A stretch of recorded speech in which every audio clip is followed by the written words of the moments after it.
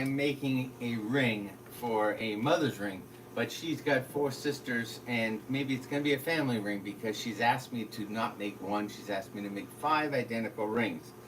So what I decided to do is to make it into 2 parts. The first part is a domed, inner domed base ring. The second one is the top that is going to travel over it. Now each ring is going to have different birthstones in it and different quantities of birthstones in it. And I have to make them all look the same. So this is a nice project. This is what we're doing right here. And there's 5 stones in there, or there could be 4, and there could be a birthstone on each side. And if we need to, another one on each side, so it could hold as many as 9 or 10, or as little as 3 in the middle. Okay, and times 5, I'm making 5 of them. So what I've done is I redrew this design here, and there'll be, originally it's going to start with 5 heads, and then the 2 here for 6 and 7. And I took that piece and I used this wax mate yesterday. I used it on another one. You press this button right here and it gets nice and hot. See the smoke coming off it? And it holds the paper in place. Why am I doing that? This is just so I can cut the design out before I start working on it. So all those little marks you see all over the place, those have already been tacked down for time. So now let's get going. Let's start working on this thing. I'm going to cut it out.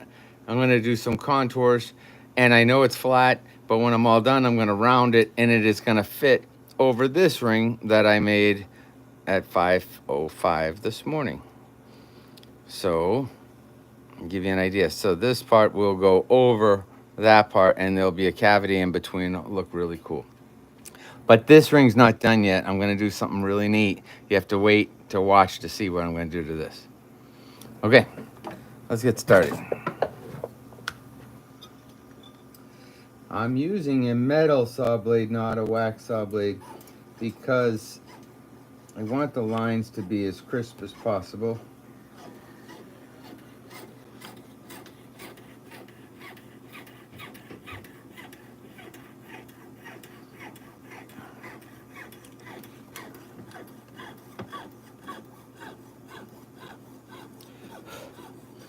I'm going to make this piece come alive. It's going to look more like something that is growing, and you will see exactly what I mean shortly. I took gun engraving from Sam from Italy. I'm trying to think of his last name. Alfatro. He very good gun engraver. I did not know I was taking gun engraving. I thought I was taking jewelry engraving, but they didn't have jewelry engraving. They had gun engraving. So I took gun engraving along with a bunch of other courses I've taken over the years. Every time I take a different course, I do it so that I can be a better jeweler. Tomorrow, Sunday, I leave for Atlanta. Well, it's not in Atlanta, it's in Georgia, for a class on lapidary work, cutting stones, so that if a customer comes in and needs a stone cut, I don't have to send it off to be repolished. I may be able to just do it for them while they're here. And it's also something that when I get rough stones, like those opals that I've showed in some of the past videos, I can use this skill that I'm going to learn to cut those opals.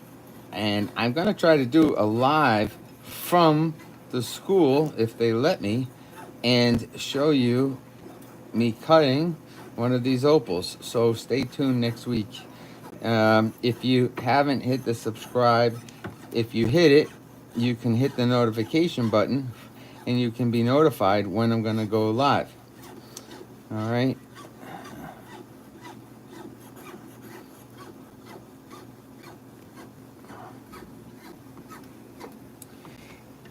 So something's going to happen here in just a second.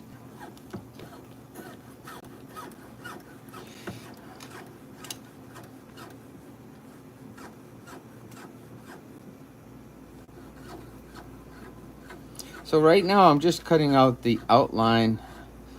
There's some intersections that need to be cut out as well, and there's different ways to do it. But when I took sculpting at the Corcoran School of Art down in DC. And when I took sculpting, the teacher there was such an awesome guy, and he explained the art of elevation and the difference between gun engraving and hand engraving and doing things like I'm doing here is that you can create some tremendous variations using elevation.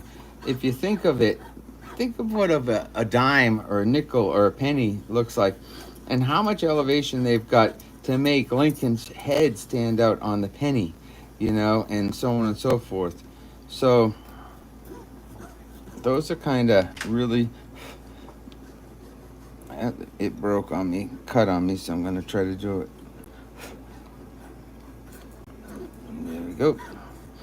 So anyway, once you see the elevation here, I think you'll be very, very surprised what comes of it. I'm just about through the last few seconds.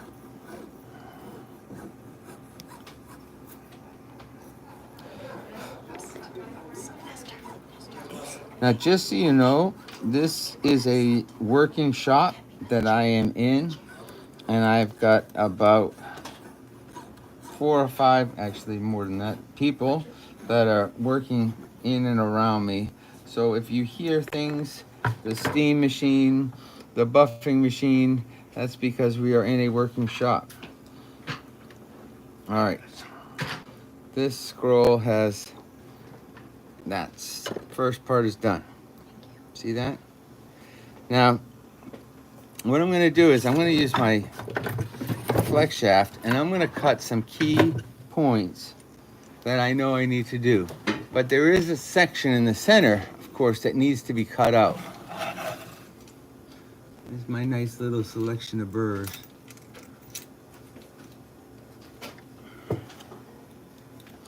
So the center section that I mentioned that needs to be cut out, that is so that I can solder in heads to fit. One of the things is this is way too thick. Way, way, way too thick. And you'll see what I'm going to do with that later.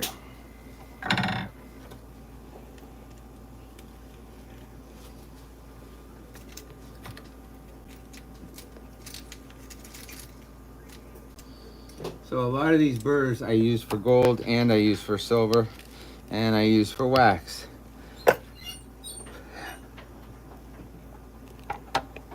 Some of them they don't have enough grit on them for wax, and what happens is the bits get gunked up.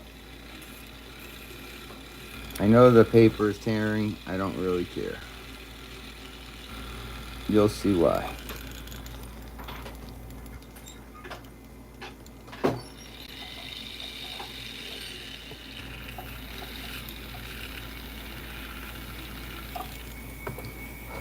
Before it gets too far along, I'm going to cut out the center section since I drilled that hole. What do you do? Right now, I'm taking the blade off. I'm putting the wax inside of it where the hole is. I put more tension back on the blade and reattach it.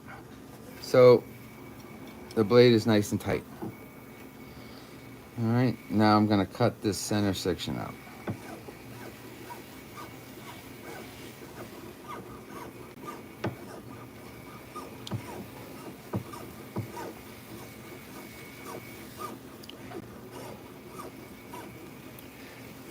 Now I do have the original drawing, so I'll show you what we started with and what we're at in just a moment.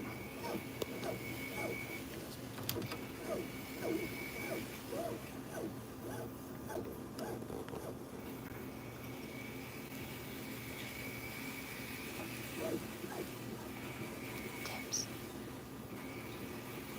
Tips for cutting wax. Oh, well, the biggest tip I can give you for cutting this wax is to make sure that you're going as much as possible straight up and down, because if you're not, you could make the wax get to the edge here and cut all the way through on the other side. So then you end up having to either start over again or rebuild it.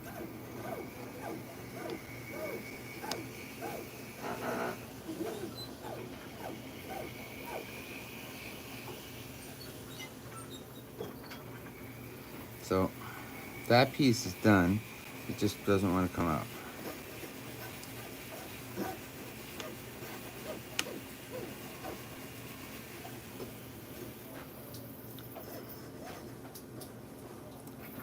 All right, now I can take this part that I had taped onto it, I can take that off. Yes. Cool.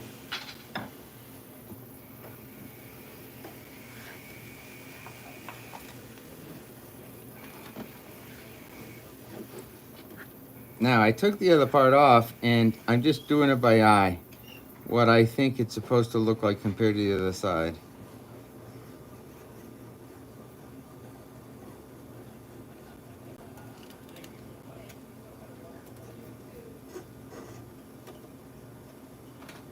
And I'm just about done.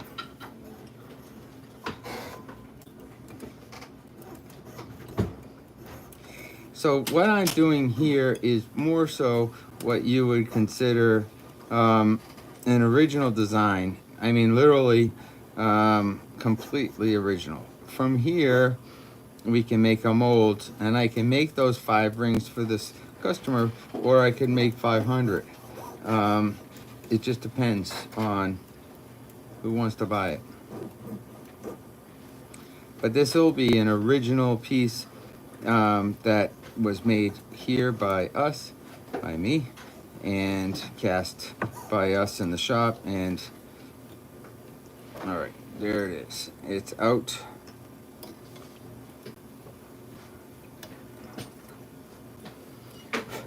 Now, see that?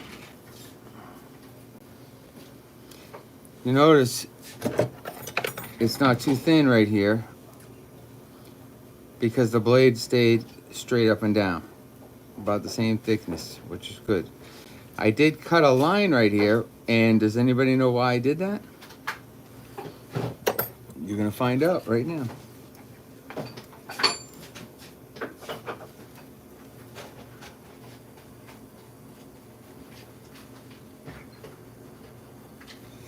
Now, sometimes people say, have you ever had a wax break? Oh my gosh, you would never know how many times I've had a wax break. I've given a wax to a customer to check out, and he broke it into 3 places because he had big hands and didn't realize what he was doing.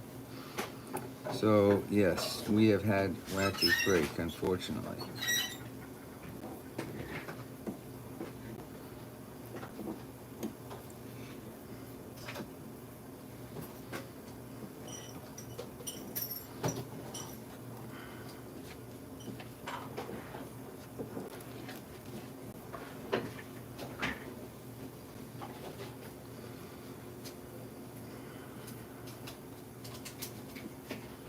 Now, yeah, go ahead. So you're gonna. So sometimes, when we're doing this work, you can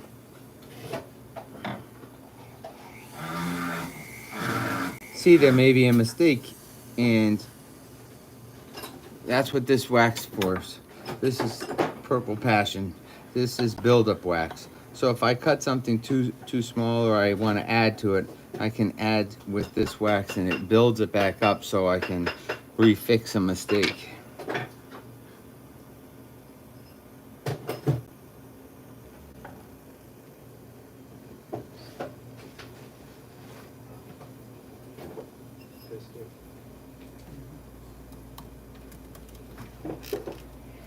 This is another one of those tools that I told you I made.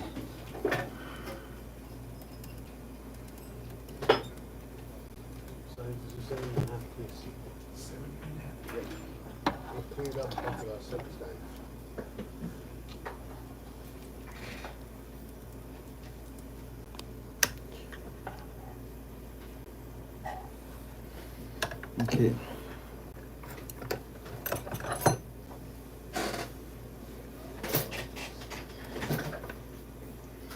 I'm using different files, and honest to God, I'm just using whatever I feel is gonna work.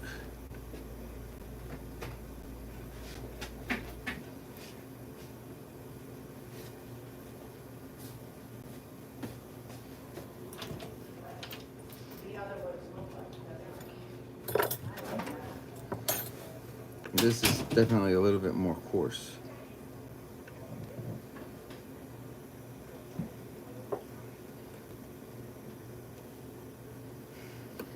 So,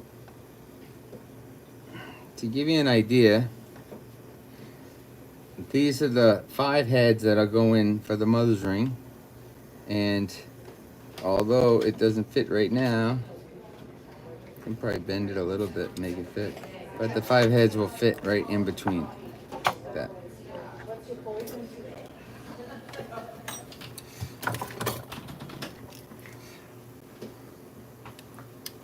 The next thing I'm going to do is I'm going to try to round the inside edge of the swirl.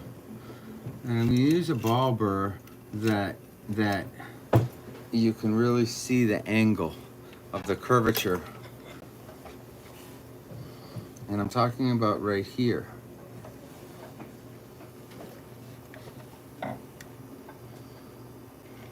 I'm trying to do this so you guys can see this on camera, so if it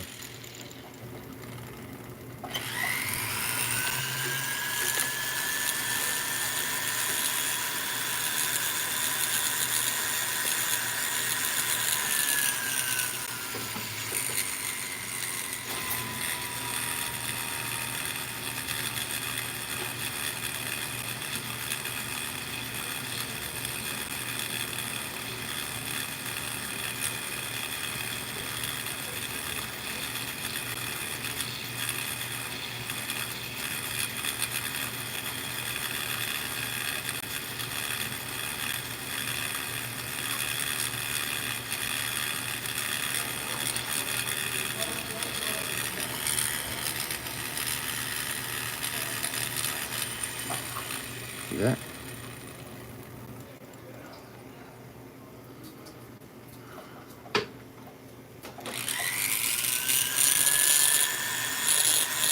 So what's so special about the ball burr compared to other burrs?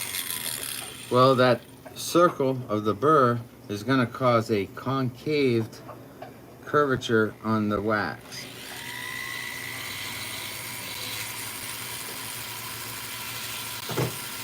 Creating that, we were talking about elevations and curvatures and things like that. And there's something else I haven't done yet, but we're getting there.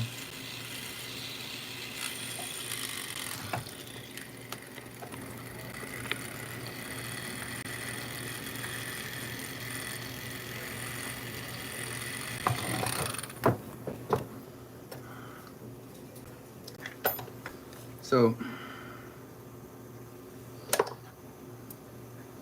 this is called chatter. That chatter is from the saw blade earlier. This comes right off.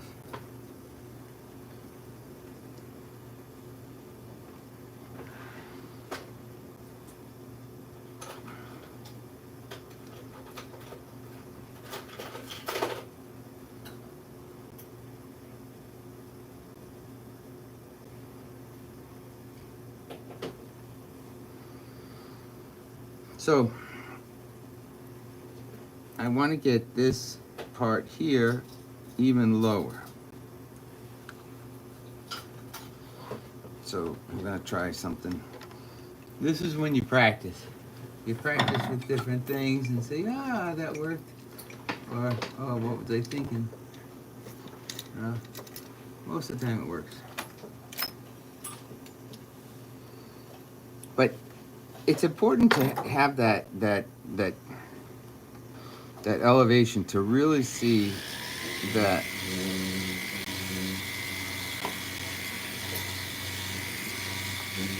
this is a sprout, and it's like a a leaf growing up, and it has a swirl coming off of it, and then the top part keeps going.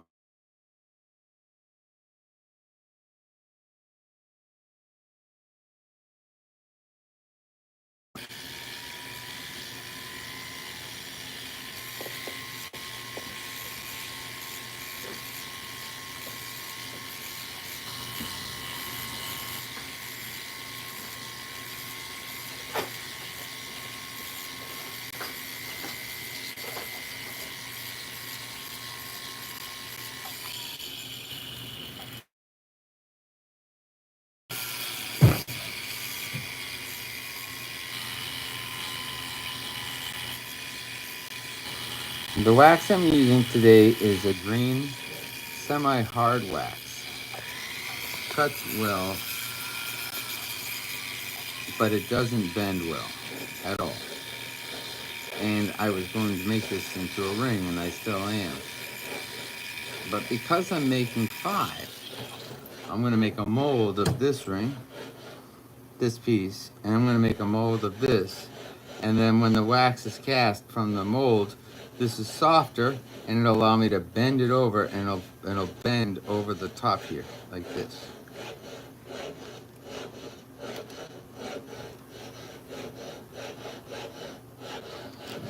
These pieces came from that, and you can see, watch what happens when I bend this. See that? See the ring bends? So it doesn't crack. It doesn't just break. So this would just break if I tried that.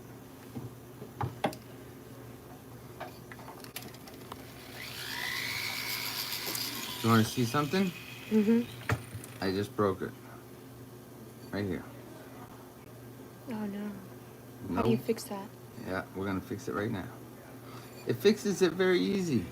It's easy to fix. You just, that was one of the things I taught when I was a jeweler apprentice, and that was anything you break, you fix. And the goal is that when you fix it, nobody ever can even tell it ever broke. So I tacked it.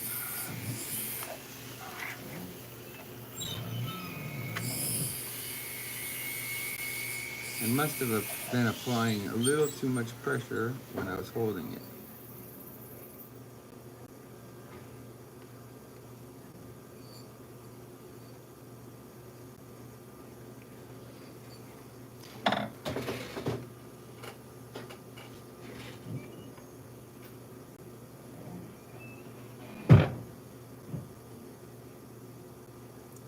If you know what you're doing, it's a lot easier to fix a wax than it is to if it had been metal.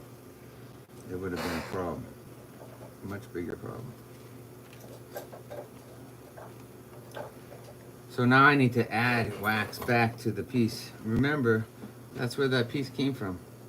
So I keep this extra wax, and I can use it as buildup.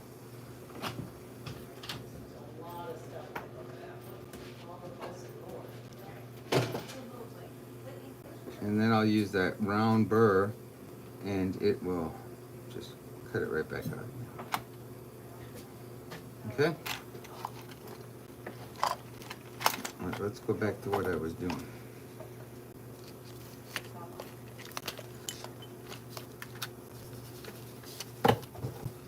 And what I was doing was I was going to bring this end here down.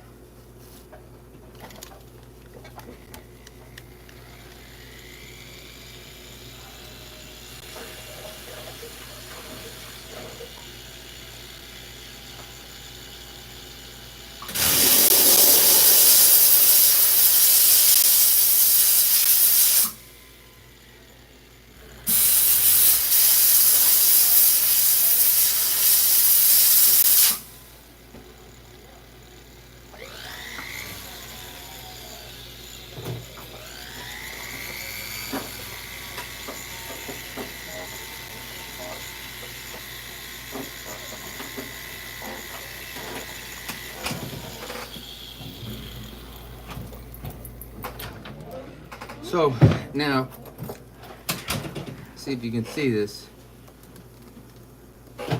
It's growing up from here and it swirls around and then it branches out and then it comes up higher and then it bends back down, giving some life to it. So now, when a leaf grows, it unfolds. So I'm gonna make this open and unfold from the center.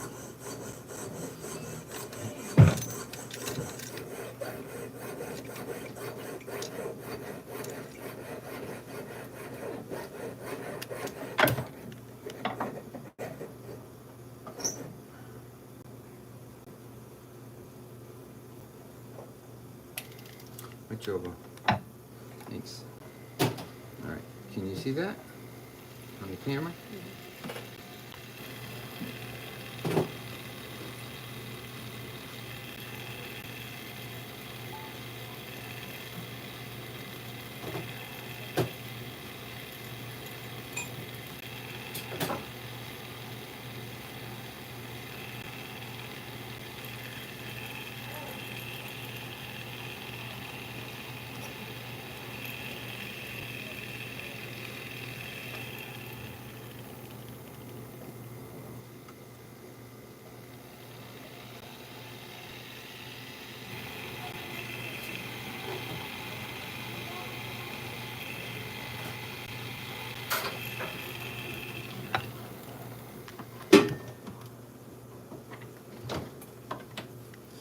Now it's time to start using some of this purple wax I talked about earlier. There's a place I see that needs to be built up before I can cut it.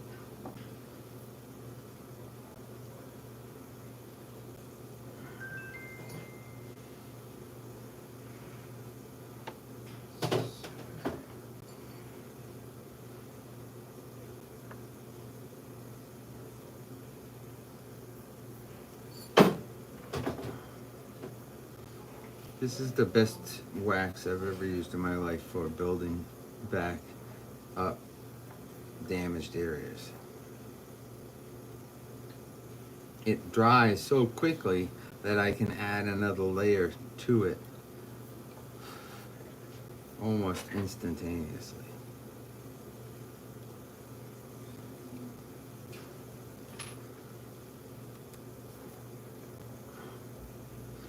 What I'm noticing is this curve right here needs to be a little bit more rounded. So I'm adding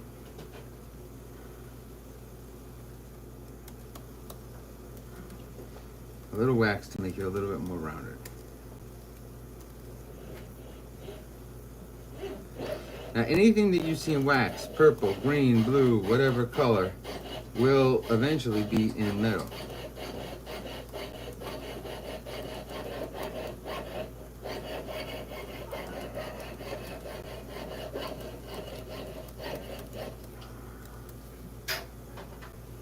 Okay.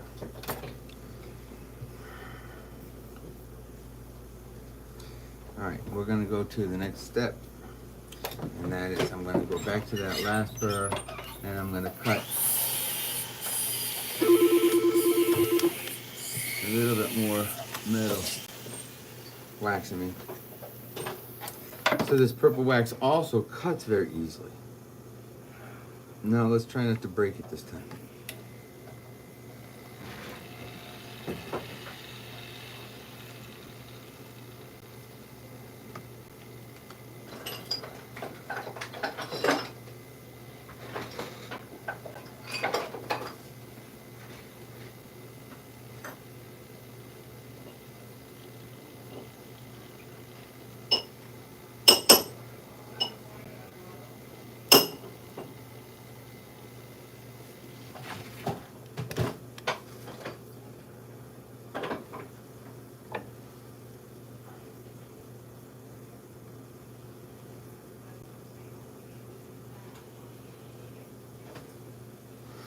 Part of the reason why this is so thick, thicker than it should be, is because you have less chance of it breaking.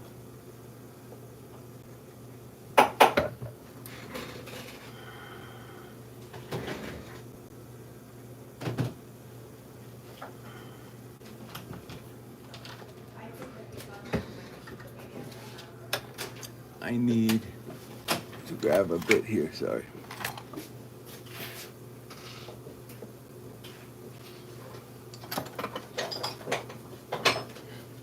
That wasn't my coffee. Was that your coffee? Yeah, I think so. Sorry, I just had a sip of it. I drank all of it, I'm sorry. Why? Sorry. Do I have to make a new one? Don't cry.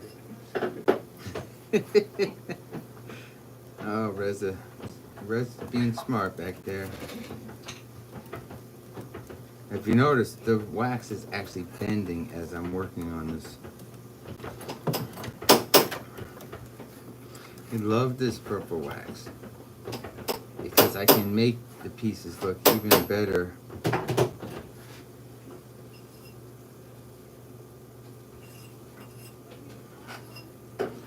Adding these swirls and things like that.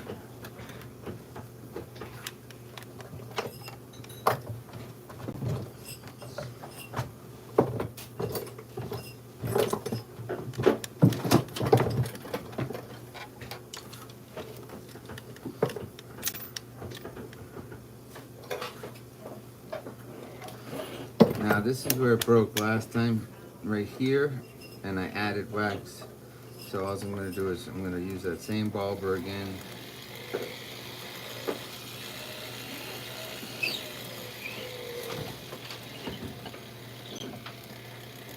And even it back out.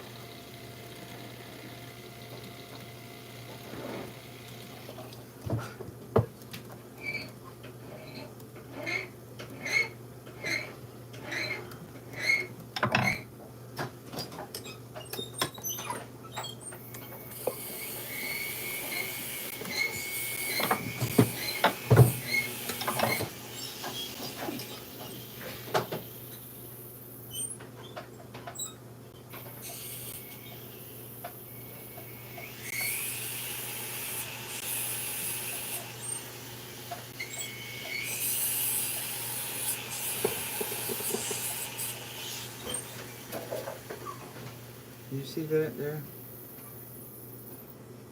What I'm doing, Caroline?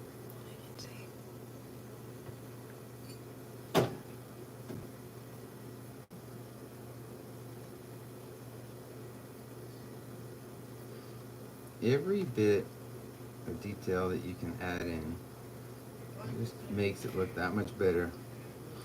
What I'm actually going to do is, if you notice now, it grows from the bottom, comes up, swirls apart, this branches out from it and goes. And it's kind of curled inside right here, and then it opens up.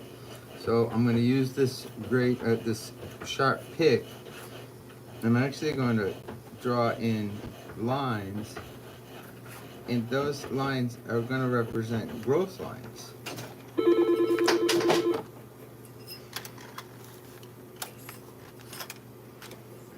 Yes, the phone rang. It's an active store.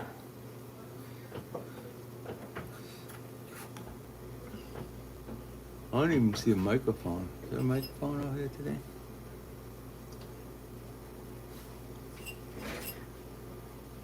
There wasn't one yesterday either. Yeah, yeah, it was up there. I'm going off the cuff today. It's a little different when you're in the shop.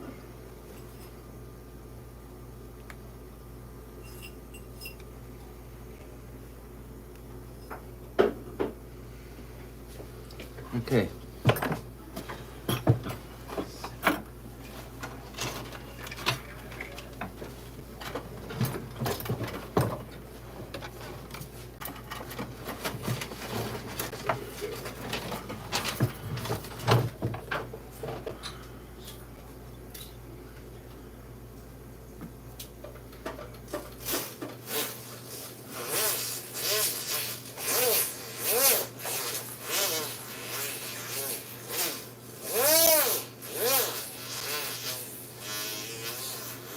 So the steel wool, as it runs over it, it actually takes out a lot of the scratches and things like that. You see it go?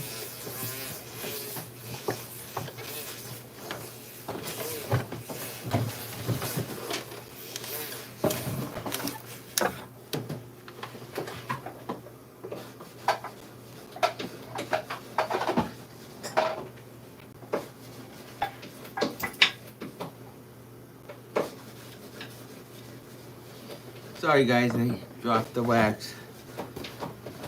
My apron is supposed to catch these things and I didn't have it up again.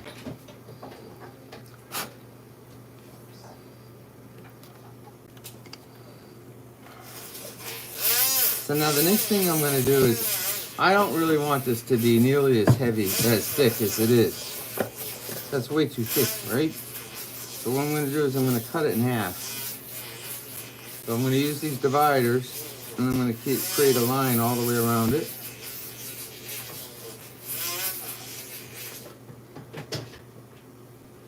And we'll cut it in half. Can you see the line going in? Yeah.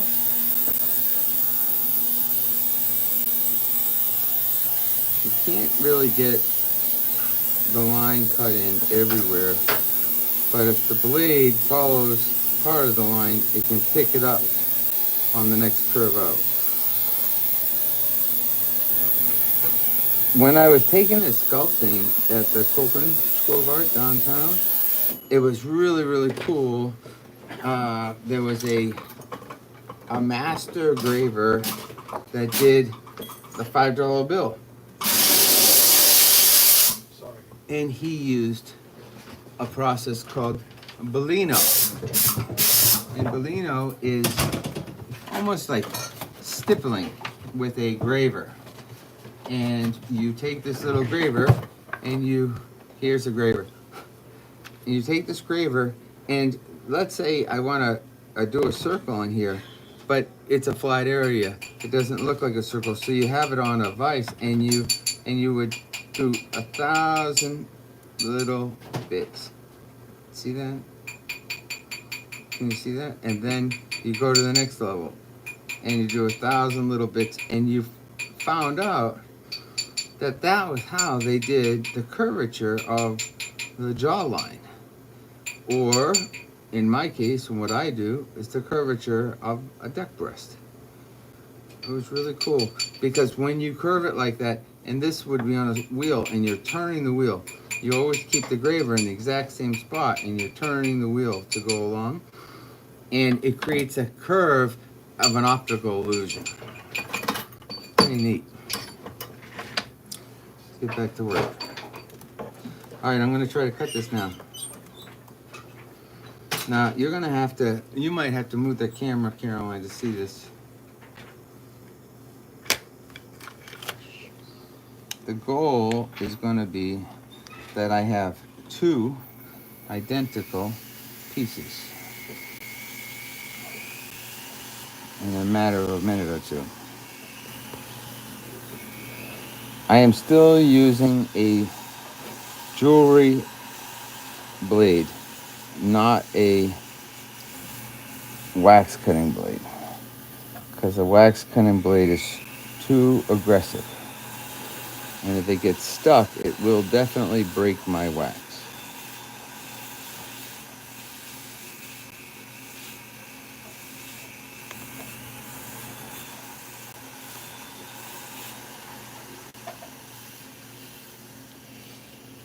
Might be hard to tell, but I've already cut halfway through on that one section.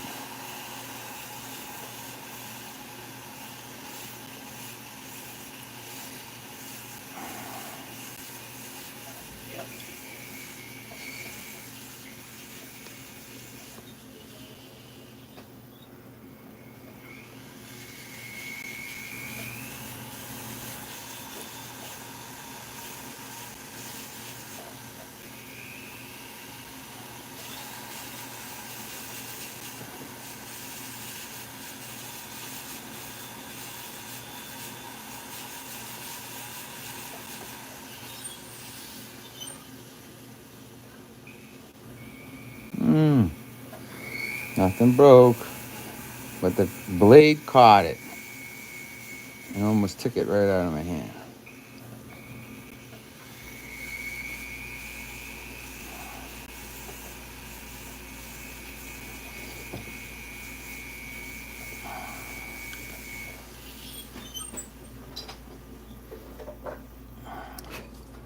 All right, we're just about ready. I don't know what's holding it together, so it's just about all the way through.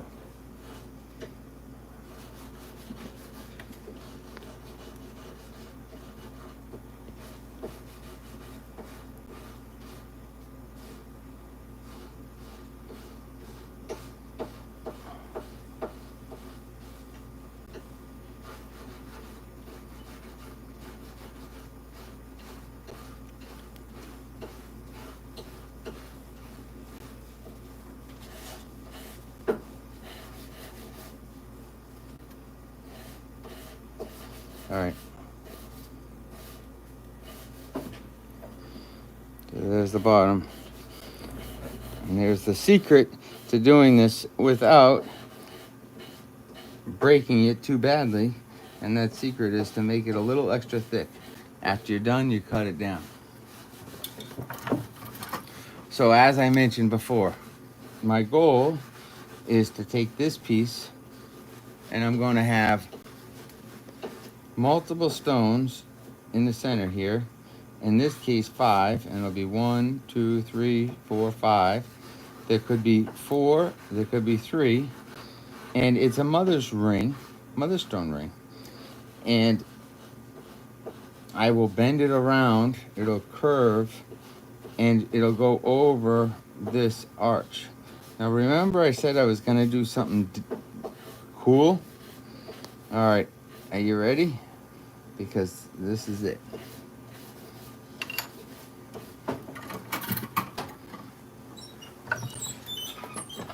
She doesn't know I was gonna do this. Tell you the truth, I didn't know I was gonna do this. I just decided to do it. I'm going to the end here, and I'm opening up to where I think is about the middle. I'll go to the end here, and I was pretty darn close. So the middle is right in between, right there, right?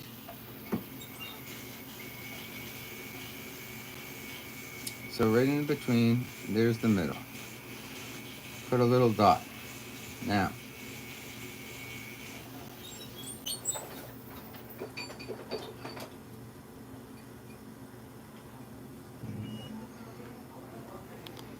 my goal is I'm looking at the dot in the middle here. And I'm looking at where these swirls are. I need a marker.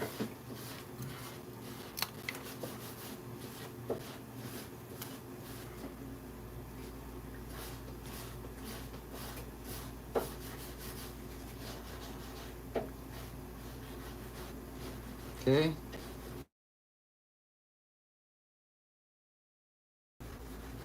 Does anybody know what I'm going to do yet?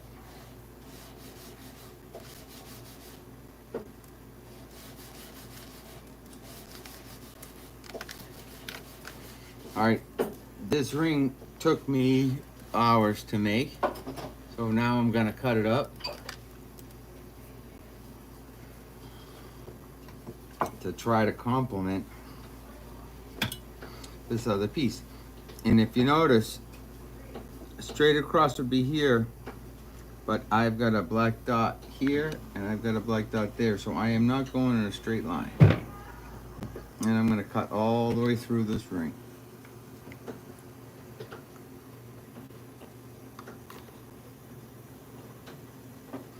Going right over the center dot that I created. And what I'm going to do now is I'm going to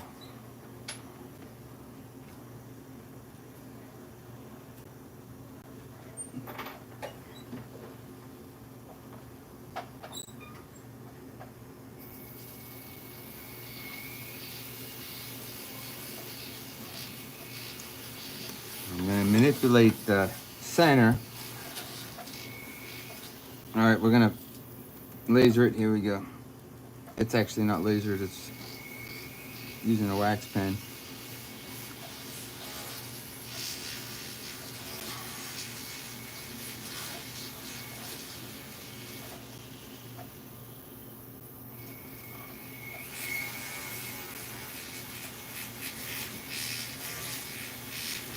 So now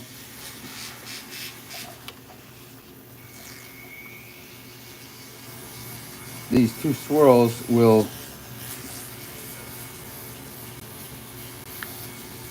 have a base underneath them, which will keep them from ever bending and create a cool design. Can you see that? Stop moving. You stop moving?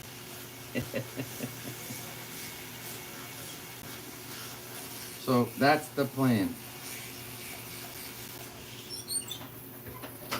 I'm going to cut back a little bit more, and the reason why is because instead of having it like that, I'm going to turn this wax a little bit more, a little bit higher. All right, so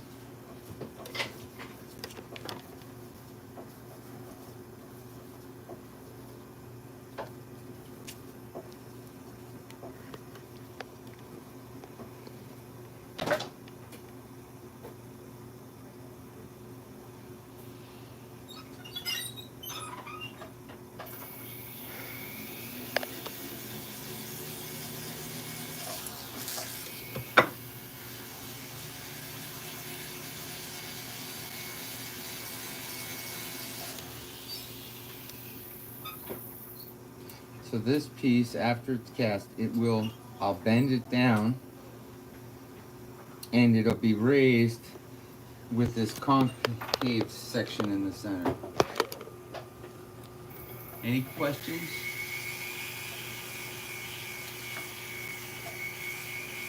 Why am I doing it? For the art of doing it. I'm not doing this design for any other reason but to make it look different than anything anybody's ever seen.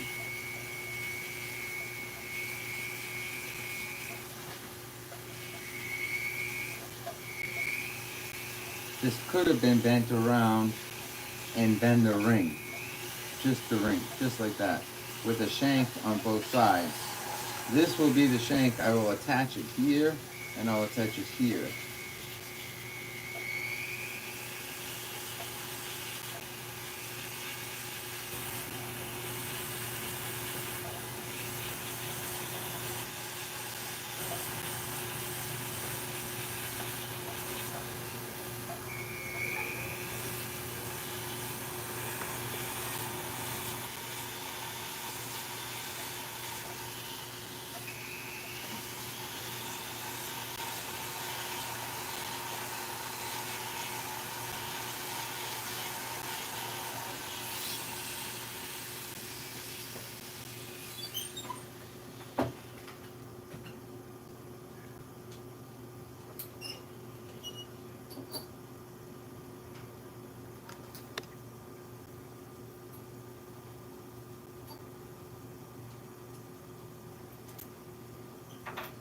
Build-up wax is very interesting. So what I'm doing is, I am touching it to turn the heat on, and then I release it, and I touch it, and I release it, and I touch it, and I release it, and get different temperatures so that I can keep manipulating everything without melting it completely.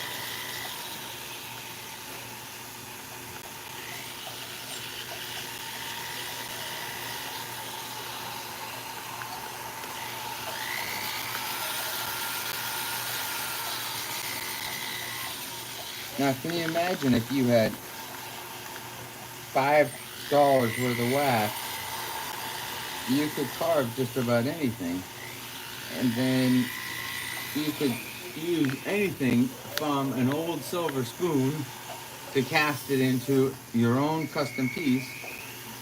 Anything from that to a gold ring from a broken chain.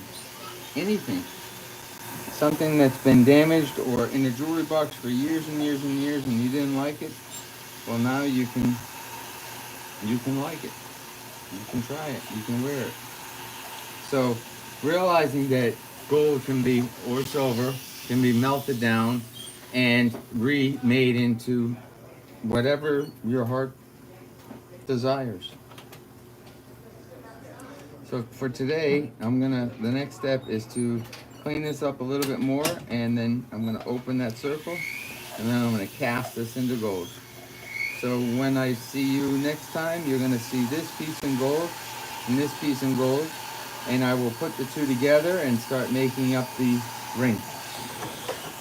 So that's it for today. I hope you enjoyed this little lesson, and we'll see you soon. Thanks for tuning in. Bye-bye.